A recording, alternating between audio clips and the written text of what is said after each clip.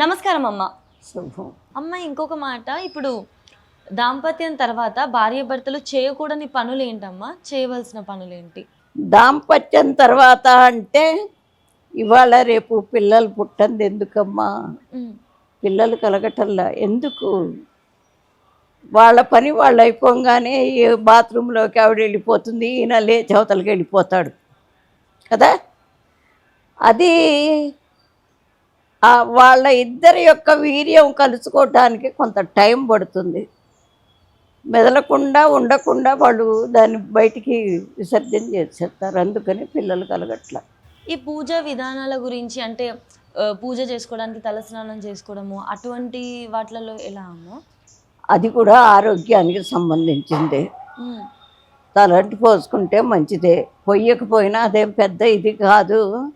మనం తినే దాంట్లో, పడుకునే దాంట్లో, నడవడికలో అన్నీ మంచి మార్గాలు ఉంటాయి. అది ఎప్పుడన్నా కాబట్టి దానికి పెద్ద రూల్స్ ఏమి లేవు. కాకపోతే పిల్లలు కావాలన్న వాళ్ళకి మంచి టైం చూసి వెళ్ళాలి. ఇప్పుడు మహారాజులకి 10 మంది పిల్లలు ఉంటారు. భార్య దగ్గరికి ఎప్పుడు పడితే అప్పుడు పోడు, 10 మంది భార్యల దగ్గరికి. అది లగ్నం పెట్టుకుని వెళతాడు. అప్పుడు చక్రవర్తి లాంటి కొడుకు పుడతాడు. దానికి కూడా కొన్ని పద్ధతులు ఉంటాయి. మంచి కోరే వాళ్ళు ఎప్పుడు దానికి కూడా మంచిగా మనస్సు ఆహ్లాదకరంగా ఉండంగా వెళితేనే మంచి పిల్లలు పుడతారు, లేకపోతే లేదు. అమ్మ ఇంకొకటి, ఇప్పుడు మనకి సంవత్సరం అయితే వస్తుంది. వచ్చే సంవత్సరం మన మొదటి పండుగ సంక్రాంతి. అందరూ చాలా ఘనంగా జరుపుకునే పండుగ కదా. సంక్రాంతి అనగానే మనకు గుర్తొచ్చేది భోగి, సంక్రాంతి, కనుమ. మరి ఆ 3 రోజులు మంచిగా జరుపుకోవాలి ఆ పండుగ అంటే పాటించవలసిన నియమాలు, ఆ పూజా విధానం గురించి చెప్తారా? పూజా విధానం, భోగి అంటే పిల్లలకి ముందు చాలా సంతోషకరం. ఎందుకంటే గొబ్బెమ్మలు పెట్టడం, భోగి పళ్ళు పోయటం. ఆ భోగి పళ్ళల్లో చాలా శక్తి ఉంటుంది. ఏంటి, మనలో ఉండేటటువంటి చెడునంతా వీలాగి పారేస్తాయి. అందుకని భోగి పళ్ళు పెట్టారు మన పెద్దలు. ఆ పిల్లలకి అది చాలా ఇష్టం కూడా. ఆ రోజే మళ్ళీ తోటి పిల్లలందరినీ పిలుస్తారు. ఆ రోజు తప్పనిసరిగా తలంటి పోసుకుని తప్పనిసరిగా పేరంటం చెయ్యాలి. అందరి దీవెనలు అంటే మంచి, ఎంత వాళ్ళకి కల్మషం లేకుండా చాలా మంచి మనసుతో దీవిస్తారు. పిల్లలంటే ఎవరి పిల్లలన్నా కావచ్చు, అక్కడ కుల మతాలు ఏమి ఉండవు, పిల్లలందరూ ఒకటే. కాబట్టి వీళ్ళందరూ దీవిస్తారు కాబట్టి వాళ్ళకి ఆయుష్ పరిపూర్ణంగా ఉంటుందని శాస్త్రాలు చెప్తాయి. అందువల్ల భోగి పళ్ళది తప్పకుండా చీకటి బెందలాడేసి తల స్నానం చేసి పూజ చేసుకుని, లేకపోతే కొంతమంది గుడికి వెళ్ళి వస్తారు. తర్వాత ఇంట్లో పూజ చేసుకుని ఆ రేగి పళ్ళు, దానికి చిల్లర డబ్బులు, కొన్ని పూల రెక్కలు కలుపుతారు. పిల్లల్ని కూర్చోబెట్టి అది 3 సార్లు దిష్టి తీసినట్టు తీసి పోస్తారు. వచ్చిన ముత్తైదులందరి చేత పోయిస్తారు. తర్వాత హారతి ఇస్తారు. కొత్త బట్టలు వేసుకుని వాళ్ళు ఆడుకుంటారు. వాళ్ళు చాలా ప్రశాంతంగా ఆ రోజు కోసం ఎదురు చూస్తారు కూడా చాలామంది పిల్లలు. అది భోగి.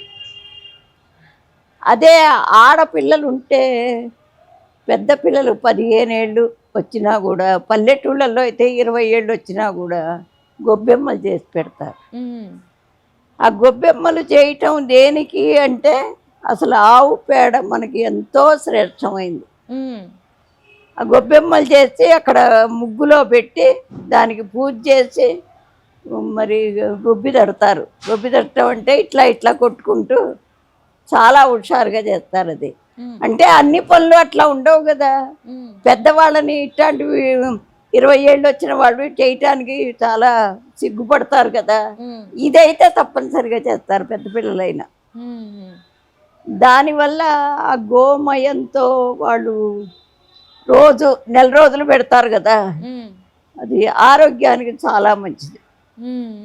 తర్వాత అది ఎండిన తర్వాత పిడకల్లాగా చేసి మన రథసప్తమి నాడు దాంతో పాలు పొంగిస్తారు. అది చాలా ఆరోగ్యకరమైనది. తర్వాత భోగి తర్వాత పండగ. ఉమ్, ఆ పండగ నాడు ఎప్పుడూ కూడా అందరి వాతావరణం చాలా ఆహ్లాదకరంగా ఉంటుందిలే. పిల్లల పండగ అన్నమాట ఇవి ఎక్కువ. ఉమ్, వినాయక చవితి, దీపావళి, ఇది సంక్రాంతి. మళ్ళా దసరా ఇవన్నీ ఉంటే ఆడవాళ్ళకి. ఉమ్, ఇవి మాత్రం పిల్లలకి. ఉమ్, వాళ్ళు చాలా సంతోషపడతారు, మళ్ళా ఎప్పుడు వస్తుందా ఆ పండగ అని ఎదురు చూస్తారు. అవును. అందుకని ఆ రోజున కూడా శుభ్రంగా కొంతమంది కొన్ని ప్రాంతాల్లో బొమ్మలు పెడతారు. ఈ 3 రోజులు ఉహుం, బొమ్మలు పెడితే ఆ బొమ్మల్లో కూడా ఎక్కడెక్కడవో తీసుకొచ్చుకుని కొన్ని భజంత్రీలు వాయించేవి, ఉమ్, కొన్ని ఫ్లూట్ వాయించేవి, కొన్ని దేవుడికి సంబంధించినవి, ఇట్లా రకరకాలు.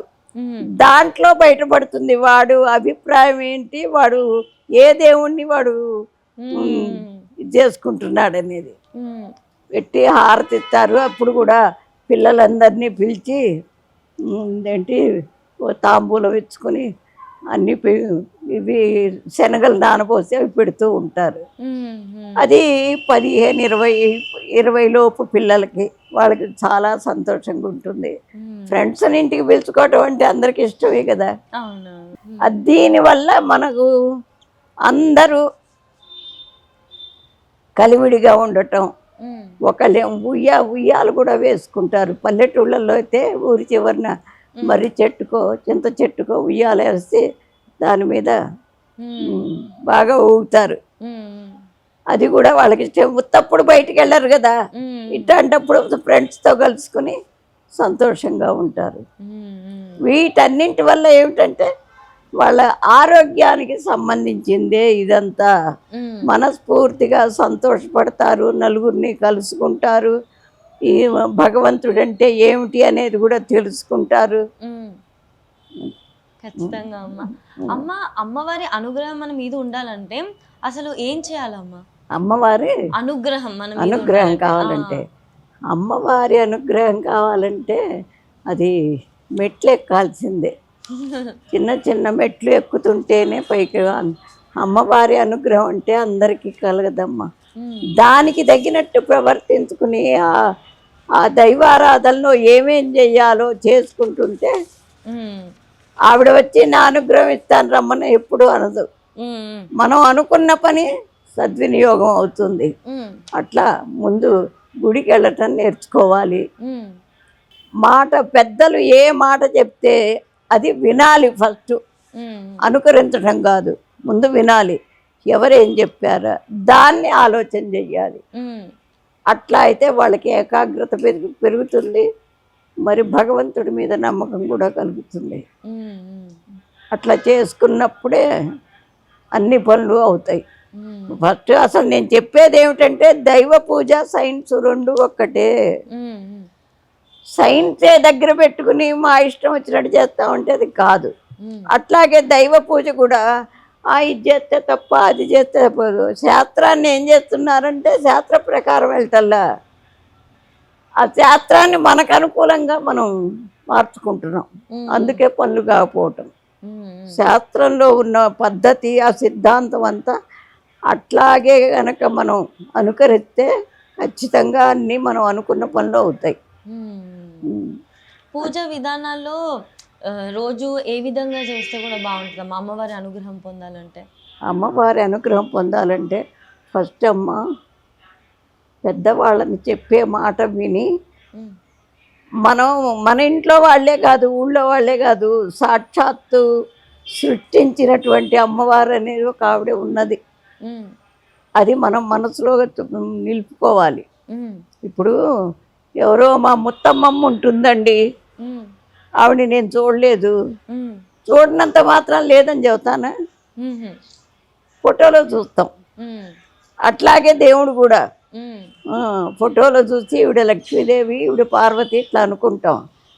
ఆ దాని మీద ఎప్పుడైతే మనకి లక్ష్యం వస్తుందో ఇక పెద్దవాళ్ళంటే అప్పుడే లక్ష్యం వస్తుంది. ఈ రెండు ఉన్నప్పుడు దైవ గుణాలు 10 ఉంటాయి. ప్రేమ అన్నింట్లోకి మొట్టమొదటి ప్రేమ, సత్యం. అసలు అబద్ధం చెప్పినందువల్ల ఎంత మన శక్తి పోతుందో తెలుసా? ఆ అబద్ధం లేకుండా ఉండాలి. అబద్ధం లేకుండా ఉండాలంటే ధైర్యం ఉండాలి. చేసింది ఏదో చెప్పాలి అంటే ధైర్యం. ఆ ధైర్యమే మనిషికి ఏ పనైనా కానీ ఖచ్చితంగా అయ్యేట్టు చేస్తుంది. అమ్మ ఇంకో చిన్న సందేహం, అమ్మవారికి పెట్టిన గాజులు కానీ చీరలు కానీ అవి మనం కట్టుకోవచ్చా అమ్మ? కట్టుకోవచ్చు, తప్పేమీ లేదు. అది ప్రసాదమే. ఇప్పుడు ఆవిడకి పెట్టిన నైవేద్యం తింటల్లా మనం, అట్లాగే ఇది కూడా ఆవిడ ప్రసాదం. ఖచ్చితంగా చీర కట్టుకోవచ్చు, గాజులు వేసుకోవచ్చు, ఆవిడకి పెట్టిన పూలు పెట్టుకోవచ్చు. అవి మనం ప్రసాదం లాగానే భావించాలి అంతే. అమ్మ ఇంకొకటి, బొట్టు పెట్టుకునే పద్ధతి ఏమైనా ఉంటుందా అమ్మ? బొట్టు పెట్టుకునే పద్ధతి అంటే ఆజ్ఞాచక్రం దగ్గరే పెట్టుకోవాలి. ఆజ్ఞాచక్రం అంటే 2 ఈ కొసలకి మధ్యలో పెడితే అది ఆ చక్రం యాక్టివేట్ అవుతుంది. దానివల్ల చాలా లాభాలు ఉంటాయి. ఇట్లాంటివన్నీ చెప్పక శ్రీచక్రాన్ని గురించి చెప్పండి, అది ఎట్టా చెయ్యాలి అట్లా అడుగుతూ ఉంటారు. మనకి శ్రీచక్రం కాదు ముందు కావాల్సింది, మన బిహేవియర్. దాన్ని బట్టే అన్నీ వస్తాయి. అమ్మ ఇంట్లో ఆర్థిక సమస్యలు పోయి సుఖశాంతులు నెలకొనాలి అంటే ఎటువంటి పూజలు కానీ రెమెడీస్ కానీ చేసుకోవచ్చమ్మా? ముందు గణపతిని పూజ చేయాలమ్మా. గణపతి ఏమిటంటే అల్ప సంతోషి. ఇప్పుడు అమ్మవారు శివుడు వీళ్ళందరూ మనం చేసి చేసి చాలా టైం పడుతుంది. గణపతి అట్లా కాదు, అల్ప సంతోషి. కాబట్టి ప్రతి వాళ్ళు ముందు గణపతిని గరికతో పూజ చేసుకుంటే ఖచ్చితంగా పనులు అవుతాయి. అది గణపతిని పూజ చేసే విధానం. గరికతోనే చెయ్యాలి. మరి పూజ అనగానే మన వాళ్ళకి అభిప్రాయం ఏమిటంటే ఏదో పెద్ద ఖర్చు అవుతుందని. సాక్షాత్తు సృష్టిని సృష్టించిన అమ్మవారికి ఆవిడకి కావాల్సిన లెవెల్లో మనం పెట్టగలవా? ఎట్లా కొంచెమైనా మనస్ఫూర్తిగా పెట్టగలం. అట్లాగే ఇప్పుడు గణపతి పూజ అనుకోండి, శుభ్రంగా కొంచెం సలిమిడి, ఒక 5 ఉండ్రాళ్ళు, అంత పెసరపప్పు, ఒక గ్లాస్ పానకం చేసుకుని నైవేద్యం పెట్టి అదే ప్రసాదం అని తిని పళ్ళు మొదలు పెట్టుకుంటే లక్షణంగా అవుతాయి. కాకుండా అసలు ఉండవు. అంటే ఇంకా గణపతినే కాకుండా ఇంకేముంటాయమ్మా మార్గాలు? ఇప్పుడు గణపతి పూజ ఖచ్చితంగా చేయాలి. మనకి మీరు చెప్పినట్లుగా అల్ప సంతోషి అన్నారంటే మనం చేసే కొంచెమైనా మనస్ఫూర్తిగా చేస్తే భగవంతుడు ఖచ్చితంగా సంతోషిస్తాడు. ఇంకెటువంటి మార్గాలు? ఇంకెటువంటి ఈశ్వరుడు ఇప్పుడు మన పిల్లవాడికి చదువు చెప్పిస్తున్నాం. వాడు చదువుకుని మనకేదో ఉద్ధరిస్తాడని కాదు, మనం పిల్లవాడిని ప్రపంచంలోకి తీసుకొచ్చాం కాబట్టి వాడికి ఒక మార్గాన్ని మనం చూపించాల్సిన బాధ్యత మంది. కాబట్టి వాడికి చదువు చెప్పిస్తాం, అంతే కదా. అట్లాగే ఈ అమ్మవారు మనల్ని ప్రపంచంలో తీసుకొచ్చింది కాబట్టి ఈశ్వరుణ్ణి కొలుసుకుంటే మనకి భోగభాగ్యాలు అట్టుంచండి, మనకి కావాల్సింది ఏమిటో ఆయన ఏర్పాటు చేస్తాడు ఖచ్చితంగా. ఏమి పెద్ద పూజలు కూడా అక్కర్లే, ఓం నమ శివాయ అని జపం చేసుకుంటే చాలు. అన్నీ చేసుకోవాల్సిన రెమెడీస్ అమ్మా ఏమైనా? అమ్మా రెమెడీస్ లాగా ఇంట్లో ఏమైనా చేసుకునేవి? పూజ ఒకటే అంటారు, ఇంకేమైనా రెమెడీస్ ఉంటాయా? ఇంకా వేరే రెమెడీస్ ఏదమ్మా, చెప్తుంటేనే అల్ప సంతోషి అమ్మవారు కానీ ఆయన కానీ వినాయకుడు కానీ మనస్ఫూర్తిగా చెయ్యాలి. ఏది చేసినప్పుడు మన ఈ పని కాదు అనేది ఉండదు. ఇప్పుడు ఇప్పుడు ఇంతకుముందు ఒక ఛానల్లో పిల్లలకి మాటలు రావటంలో ఇప్పుడు మొన్న వారంలో 40 మంది పిల్లలు వచ్చారండి, చిన్నపిల్లలకే. అదంతా ఎందుకు వచ్చిందంటే కరోనా వల్లే వచ్చింది. కరోనా వల్ల నిజంగా బంగారు బొమ్మలల్లే ఉన్నవాళ్ళు చాలామంది ఉన్నారు.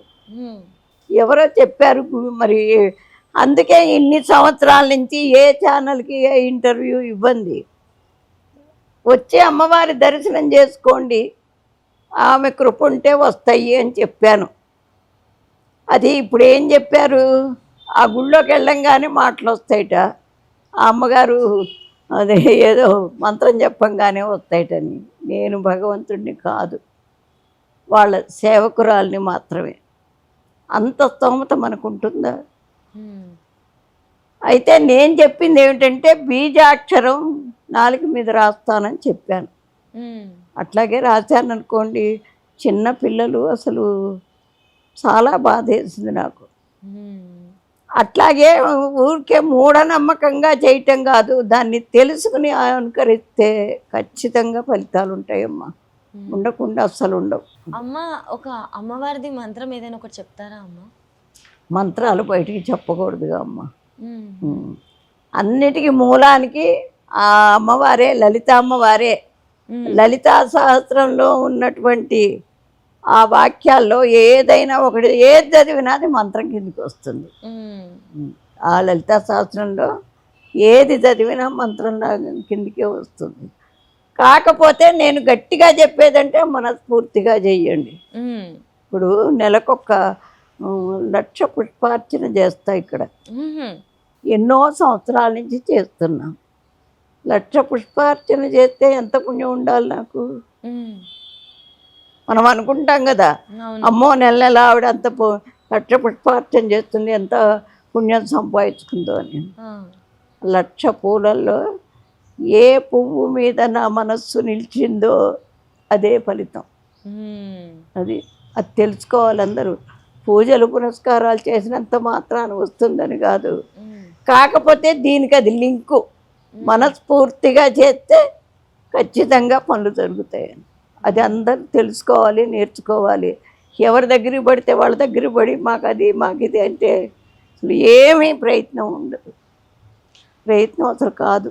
అమ్మ, ఇంకో మాట, అమ్మవారి అనుగ్రహం పొందాలంటే చక్కగా ప్రతిరోజు నిత్యారాధన చేసుకోవడం, నిత్య దీపం పెట్టుకోవడం మంచిది అని కూడా అంటారు కదా. మంచిదే. అసలు దాని గురించి కూడా కొంచెం వివరిస్తారా? అసలు ఎలా పెట్టుకోవాలి, ఎలా చేయాలి అని? ఎలా పెట్టుకునేదే ఉందమ్మా. మరి ఇవాళ రేపు అందరూ ఉద్యోగాలు చేస్తున్నారు. మరి వాళ్ళకి టైం కావాలి కదా. ఆ టైం లేకపోతే మరి చేయలేదే అని మనసు గుంజుతుంది. మరి చేస్తేనే ఫలితాలు వస్తాయి. కాబట్టి ఒక వారం కరెక్ట్గా పెట్టుకోవాలి. ఆ వారం రోజున ఇదిగో ఈ పూజ నేను చెయ్యాలి, మనస్ఫూర్తిగా చెయ్యాలి అని అనుకుని చేస్తే ఫలితాలు అవే వస్తాయి. అదొకటి. నువ్వు ఊరికే ఇష్టం వచ్చిన కోరికలు కోరకూడదమ్మా. మనకు అర్హత ఏముంది? ఇప్పుడు బిఏ చదివిన వాడు నాకు ఆఫీసర్ పోస్ట్ ఇవ్వాలంటే ఎట్టిస్తారు? ఇవ్వరు కదా. సో అది పెద్ద విషయం ఏం కాదు. ఇంట్లో మనం నార్మల్గా ఎప్పుడు ఎలా పెట్టుకుంటున్నామో అలాగే పెట్టుకుంటే సరిపోతుంది. మనస్ఫూర్తిగా అదే ముఖ్యమైన విషయం అంటే. అది ధన్యవాదాలు. శుభం.